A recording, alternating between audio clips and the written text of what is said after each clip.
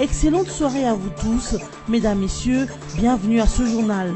Félix Tshisekedi dit ne pas être demandeur ou preneur d'un poste dans le régime du président Kabila. Le numéro 1 du Rassemblement l'a dit. On repense au tweet de Kudura Kasongo qui a affirmé que Félix remplacera Tshibala à la primature d'ici septembre 2017.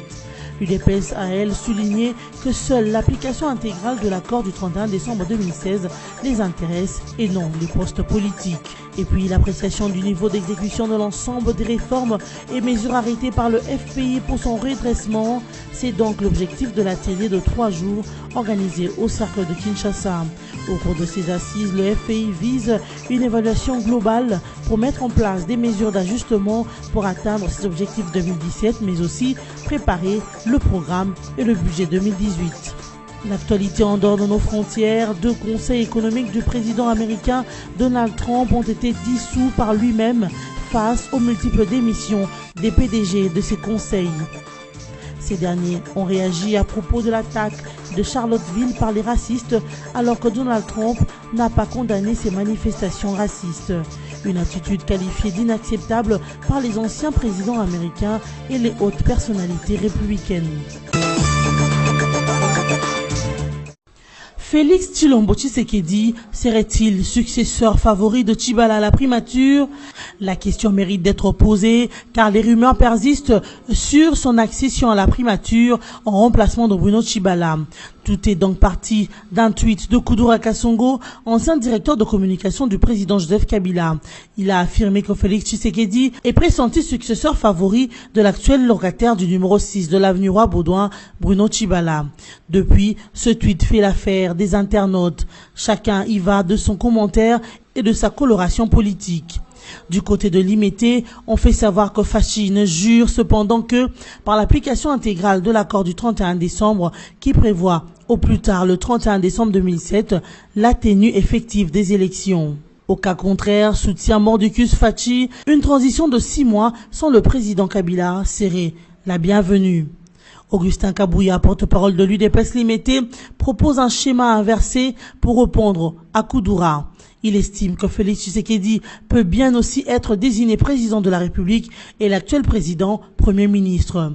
Félix Tshisekedi dit ne pas être preneur ou demandeur de poste, comme pour répondre à tout ce qui répand de la rumeur au sujet de son éventuelle nomination à ce poste très convoité. Pour l'instant, les rumeurs persistent pendant que la délégation du Rassemblement Limité séjourne en Europe. Jean-Claude Massango Moulongo a présenté sa démission à l'Union pour le développement du Congo UDECO en cycle.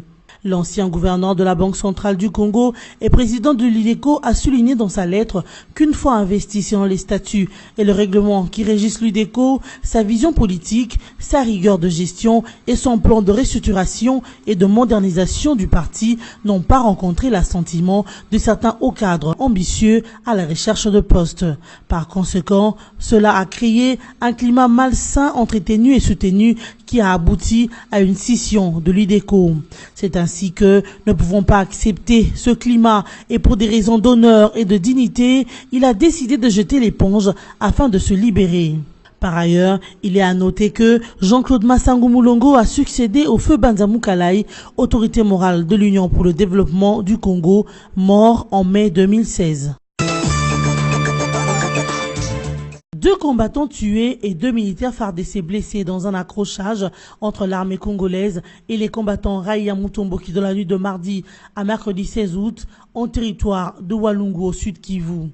C'était vers 2 heures du matin que les miliciens Raïa Mutomboki en provenance du village Bangwe à Moulamba ont fait incursion dans un camp des FARDC à Kibanda Mangobo dans la chefferie de Ngweshe.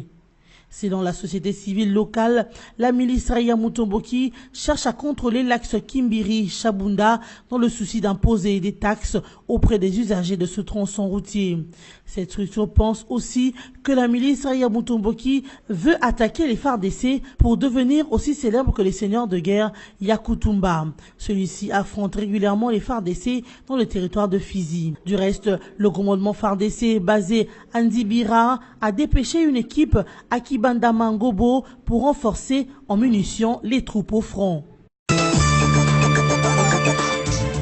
Les bandits urbains qui opèrent à Kinshasa, appelés communément Kuluna, ne vont plus se sentir aussi à l'aise comme les poissons dans l'eau. En effet, dans son annonce de ce mercredi 16 août, le nouvel inspecteur de la police de la capitale, le général Silvano Kasongo, a fait état de la relance de la traque de Kuluna. Pour ce faire, il a déclaré que des mesures ont été prises pour les contrer. Chaque semaine, des opérations se réaliseront avec la collaboration des notables de quartier et les autorités administratives comme les chefs des rues. La police va également se rapprocher de la population car ces bandits vivent parmi elles. Le général Silvano Kasongo a rappelé que le rôle de la police est de maintenir la paix sociale, mais tout en respectant les droits de l'homme. Le numéro 1 de la PNC Kinshasa a souligné que les évadés des prisons qui tracassent la population sont en train d'être récupérés. Dans ces innovations, le général Silvano Kasongo a annoncé qu'une fois par mois, il sera tenu une réunion dans le but de corriger les erreurs éventuelles qui seraient survenues au cours de ces opérations de traque des Kuluna à Kinshasa. Les agents et cadres du Fonds de promotion de l'industrie sont en atelier d'évaluation de l'exécution de leur feuille de route pluriannuelle. Durant 3 jours, ils vont apprécier le niveau d'exécution de l'ensemble des réformes et mesures arrêtées de commun accord pour le redressement du FPI. La mission de l'équipe Kitebi étant de redresser le FPI, qui est un bras séculé du gouvernement en matière de financement de l'industrie. À l'ouverture de cet atelier ce jeudi 17 août au cercle de Kinshasa, l'administrateur directeur général du FPI a donné l'objectif global de ces assises. Patrice Kitebi a relevé quelques petits changements apportés au sein du FPI, bref, une nouvelle vision managériale. Le but, c'est vraiment de voir où nous avons été performants dans la mise en œuvre de réformes, où nous l'avons été un peu moins et où nous devons mettre un accent particulier d'ici la fin de l'année, de sorte à faire les derniers réglages qui pourront nous permettre de cheminer petit à petit vers les objectifs que nous nous sommes assignés pour cette année, en termes de mobilisation de recettes, en termes de maîtrise des charges, mais également en termes d'un financement de projets, de reprise de financement de projets, mais dans une philosophie tout à fait différente. Petit à petit, les choses commencent à changer. Je vais vous donner quelques indicateurs. Premièrement, nos recettes sont en train de connaître un accroissement. Je peux vous indiquer qu'à la fin du mois de juin de l'année passée, nous étions à peu près à l'équivalent de 29 milliards de francs congolais mobilisés. Cette fois-ci, on est à 36 milliards à fin juin 2017, mais en même temps, dans un contexte où il y a eu un glissement du taux de change. Ça, il faut le reconnaître. Deuxièmement, en termes de maîtrise de charge, par rapport au premier semestre 2016, nous avons eu une diminution de charges d'à peu près $1 million. Dans un contexte où nous avons accru et accéléré les missions de contrôle de projet, de supervision de projet, nous avons accru les missions d'audit interne. Parce que là aussi, c'est un élément majeur dans le dispositif de la nouvelle gestion, c'est d'utiliser systématiquement l'audit interne pour qu'ils nous garantissent que les procédures sont respectées, les règles sont respectées et les comportements professionnels des uns et des autres sont conformes aux pratiques telles qu'elles sont décrites dans les règles. Nous avons instauré un climat de dialogue en permanence avec les opérateurs économiques et nous leur disons qu'ils ne doivent pas nous éviter, même quand ils sont en impayés. Notre objectif, c'est vraiment de contribuer à l'essor industriel et à l'émergence, c'est la volonté du chef de l'État, de la classe moyenne. Mais cette classe moyenne, si elle est en difficulté, notre mission n'est pas de la tuer, de l'asphyxier. Notre mission, c'est de voir avec cette classe moyenne, avec ce groupe d'entrepreneurs qui sont en difficulté, dans les 151 millions de dollars d'un pays, pour qu'on ait un dialogue qui nous permette de voir comment restructurer ce qu'il y a lieu de restructurer. Cette revue à mi-parcours 2017 du Fonds de promotion de l'industrie, issue de la feuille de route adoptée en décembre 2016, vise donc l'évaluation de toutes les composantes de la feuille de route, la mise en place des mesures d'ajustement pour atteindre les objectifs 2017, mais aussi la préparation des éléments du programme et du budget 2018. Donald Trump a dissous 2 de ses conseils économiques le mardi 15 et mercredi 16 août 2017. Une décision qui intervient à la suite d'une vague de démissions de présidents directeurs généraux qui faisaient partie de ces conseils et qui ont réagi après l'attaque de Charlottesville par les racistes. Tout est parti de la démission de Kenneth Frazier, seul PDG afro-américain du conseil industriel, suivi de 5 autres personnalités, chefs de grandes entreprises et d'organisations patronales ou syndicales. N'ayant pas digéré cela, le président américain a qualifié tous ces démissionnaires de frimeurs et a promis de vite les remplacer. Mais face au risque grandissant d'autodissolution de ses conseils, Donald Trump n'a eu le choix que de dissoudre 2 de ses conseils économiques. Les défections ayant suivi les événements de Charlottesville n'étaient pas les premières. Déjà, le PDG de Uber, Travis Cordell-Kalanick, avait démissionné à cause des politiques sur l'immigration de Trump. Ceux de Disney, Robert Iger, et de Tesla, Elon Reeve, avaient eux aussi démissionné suite à la décision du président américain de retirer les USA de l'accord de Paris sur le climat. Donald Trump se trouve donc maintenant seul face à l'histoire. N'ayant pas condamné les manifestations racistes de Charlottesville, les anciens présidents américains, à l'instar de Bush père et fils, Barack Obama et même les hautes personnalités de son parti de républicains ont qualifié d'inacceptable le silence de Trump face au racisme. Le rappel de titre, Félix Tshisekedi dit ne pas être demandeur ou preneur d'un poste dans le régime du président Kabila. Le numéro 1 du Rassemblement l'a dit en réponse au tweet de Kudura Kasongo qui a affirmé que Félix remplacera Tshibala à la primature d'ici septembre 2017. UDPS a, elle, souligné que seule l'application intégrale de l'accord du 31 décembre 2016 les intéresse et non les postes politiques. Et puis l'appréciation du niveau d'exécution de l'ensemble des réformes et mesures arrêtées par le FPI pour son redressement. C'est donc l'objectif de l'atelier de 3 jours organisé au Cercle de Kinshasa. Au cours de ces assises, le FPI vise une évaluation globale pour mettre en place des mesures d'ajustement pour atteindre ses objectifs 2017, mais aussi préparer le programme et le budget 2018. L'actualité en dehors de nos frontières, 2 conseils économiques du président américain Donald Trump ont été dissous par lui-même face aux multiples démissions des PDG de ses conseils. Ces derniers ont réagi à propos de l'attaque de Charlottesville par les racistes alors que Donald Trump n'a pas condamné ces manifestations racistes. Une attitude qualifiée d'inacceptable par les anciens présidents américains et les hautes personnalités républicaines. Fin de ce journal, merci de nous avoir suivis.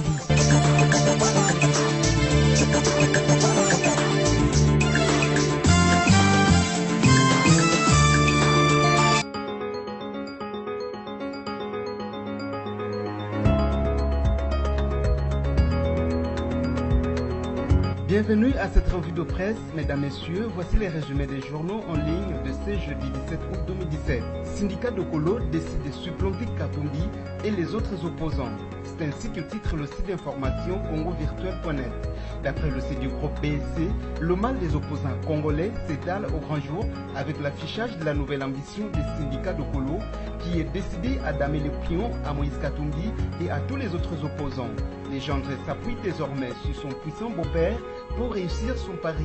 Sur le plateau de la télévision internationale Africa News, le journaliste congolais vivant en France, Arthur Malumalu, a vendu le mercredi 16 août la mèche de la nouvelle ambition politique des syndicats de Kolo.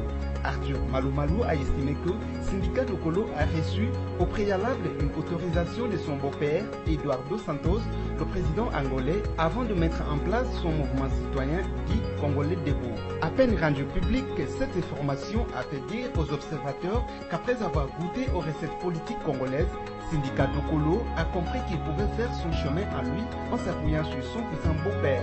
Que deviendront dès lors les attentes d'un Olivier Kamikatou, porte-parole de son état de Moïse Katumbi, qui espérait s'appuyer sur syndicat de Kolo pour initier une nouvelle rébellion contre les régimes congolais qui partirait de l'Angola? Arthur Malumalu a aussi déclaré que la création du mouvement citoyen congolais debout n'entravait pas les relations entre la RDC et l'Angola et qu'on devait donner les bénéfices du doute à ce mouvement dont les actions ne sont pas encore visibles. De quoi intriguer sur le caractère suspect de l'initiative des syndicats de Kolo par rapport à ses relations avec les autres opposants. Ainsi, Il a le soutien de son beau-père, il n'inquiète pas le régime congolais, ni n'entrave les relations entre l'Angola et la RDC. Si, à en croire Arthur Malumalu, le mouvement congolais debout n'est pas encore en mesure de mobiliser les Congolais, il ne peut que faire de la concurrence aux autres mouvements existants qui, eux, manifestent leur soutien à Katumbi.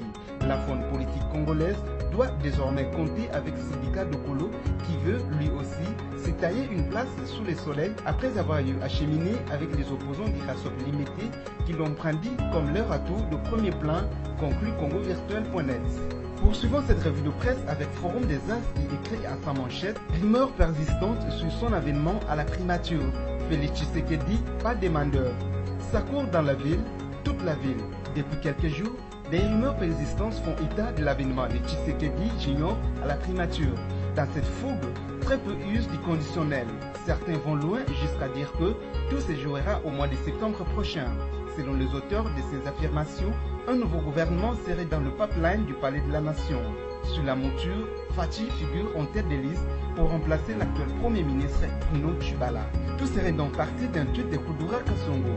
Dans ce message électronique, l'ancien directeur à la communication de la présidence de la République aurait affirmé que Félix Tshisekedi, fils de son père, est pressenti successeur favori de Bruno Tshibala. Depuis, les tweets de Kudura Kasongo continuent à faire les choux gras des internautes. Chacun y va de son commentaire et de sa coloration politique. D'après le tabloïd, Fachi n'est pas preneur. En cas d'une ordonnance présidentielle nommant Félix Tshisekedi Premier ministre à l'Union pour la démocratie et le progrès social de l'UPES, on en ferait des confitis. Loin d'être une confession faite à ses proches, Félix Tshisekedi déclare qu'il n'est pas demandeur de poste. Comme pour répondre à tous ceux qui répandent la rumeur au sujet de son éventuelle nomination à ce poste très convoité. Pour le président du Rassemblement des forces politiques et sociales acquises au changement, LINET, la préoccupation n'est guère les côtés du Premier ministre. Bien au contraire, Félix Tshisekedi réitère sa position maintes fois exprimée de son parti UDPS, un de sa plateforme politique, à savoir l'application intégrale de l'accord du 31 décembre 2016. En toile de fond, l'organisation effective des élections avant la fin du mois de décembre prochain. Par ailleurs, cette même coalition politique estime que si d'aventure les élections ne se tenaient pas à l'échéance convenue par le parti prenant signataire de l'accord de la Saint-Sylvestre, alors la RDC organiserait une nouvelle transition politique. Cette fois-là, sans l'actuel chef de l'État, Joseph Kabila, comme président de la République. Du neuf, incontestablement pas, tant cette position du rassemblement a été plusieurs fois exprimée lors de ces différentes manifestations organisées à Kinshasa pendant la période des turbulences et d'incertitudes politiques qui a suivi la signature de l'accord du 31 décembre. Bouclons cette revue de presse avec Okapi.net qui rapporte RDC, Antonio Guterres promet de tout faire pour que les assassins des deux experts onusiens soient punis. Le secrétaire général des Nations Unies, Antonio Guterres, promet de tout faire pour que les assassins de Zaïda Catalan et Michael Sharp, les deux experts onusiens assassinés en mars 2017 dans le Kasaï, soient identifiés et punis. Il l'exprimait mercredi 16 août au cours d'une conférence de presse à New York. C'est mon intention de tout faire dans les contacts avec le gouvernement de la RDC et avec le Conseil de sécurité pour que les criminels soient punis. Je suis prêt à discuter avec les uns et les autres pour permettre que cette redevabilité soit garantie. Après les consultations que je ferai avec la RDC et les membres du Conseil de sécurité, je présenterai des propositions adéquates, promet Antonio Guterres. Selon lui, les deux experts sont des victimes innocentes et n'ont rien fait qui puisse leur coûter la vie. C'est la fin de cette revue de presse. Merci à vous qui l'avez suivi.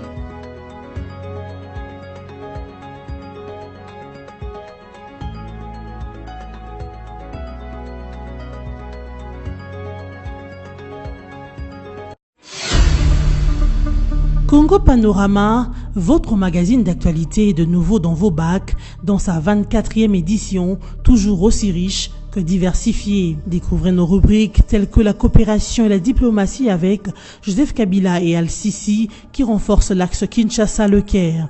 La CIRGL fait bloc avec Kinshasa contre le terrorisme et les groupes armés. Économie et finances, le FPI cimente son partenariat avec la FEC. Henri Avmoulang stimule les opérateurs économiques de l'Est. Société, premières opérations à cœur ouvert réussies à Kinshasa. Sonas, Carole Aguito loue les efforts du personnel féminin. Congo Panorama, c'est surtout la une. Kabila pacifie le Kasaï. Votre magazine revient sur toute la tournée du chef de l'État dans le Kasaï pour la consolidation de la paix et le réconfort des populations éplorées. Découvrez également notre dossier élections. Élections, c'est parti. Ou encore les avis encourageants de l'OIF sur la CENI. Kabila droit dans ses bottes. Infrastructure, la voirie de Kinshasa en pleine cure de réhabilitation avec l'OVD qui fluidifie la circulation et la CGT à fond sur les grands axes. En politique, élections apaisées, le garant s'est assumé. Joseph Kabila, les élections auront bel et bien lieu. Enfin, l'éditorial de Congo Panorama 24 avec Yvo Ramazani. Il a palpé. L'éditorialiste revisite le parcours pacificateur du président de la République et constate qu'à chaque menace contre la paix, il s'est toujours rendu à la rencontre des populations pour écouter et apporter des solutions. Et la situation au Kasaï n'a pas fait exception. Congo Panorama, s'investir pour un Congo émergent. Congo Panorama, toute l'actualité à votre portée.